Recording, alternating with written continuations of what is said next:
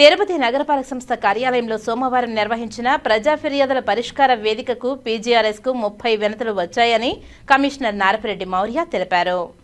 సోమవారం నగరపాలక సంస్థ కార్యాలయంలో ప్రజా ఫిర్యాదుల పరిష్కార వేదిక కార్యక్రమాన్ని నిర్వహించారు.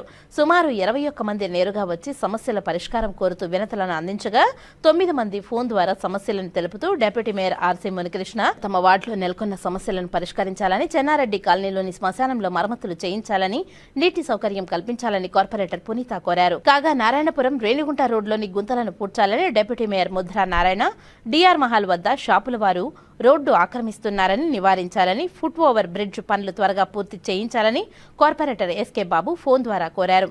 గొలవాని గుంటలో కుక్కలు, పందులు ఎక్కువగా ఉన్నాయని పరిష్కరించాలని, కోనేటి కట్ట వద్ద వ్యక్తి మున్సిపల్ వాటర్ను లాడ్జీ అవసరాలకు వినియోగిస్తున్నారని, గ్రీన్ పార్క్ అపార్ట్మెంట్ వెళ్లే దారుల్లో వాహనాలు ఇష్టారాజ్యంగా పార్క్ చేయడంతో ఇబ్బంది పడుతున్నామని, పెండింగ్లో ఉన్న టీడీఆర్ బాండ్లు ఇప్పించాలని కోరారు. అన్ని ఫిర్యాదులు ఆయా విభాగాల అధికారులకు పంపామని, పరిష్కరించాలని ఆదేశించామని కమిషనర్ తెలిపారు. ఈ కార్యక్రమంలో deputy commissioner Amarayya, superintendent engineer Shyamsundar, health officer doctor యువ అన్వేష్ రెడ్డి, రెవెన్యూ ఆఫీసర్లు సేతుమాధవ్, రవి, డీసీపీ ఖాన్, ఏసీపీలు మూర్తి, మధు, ఫైర్ ఆఫీసర్ శ్రీనివాసులు, డీఈలు తదితరులు పాల్గొన్నారు.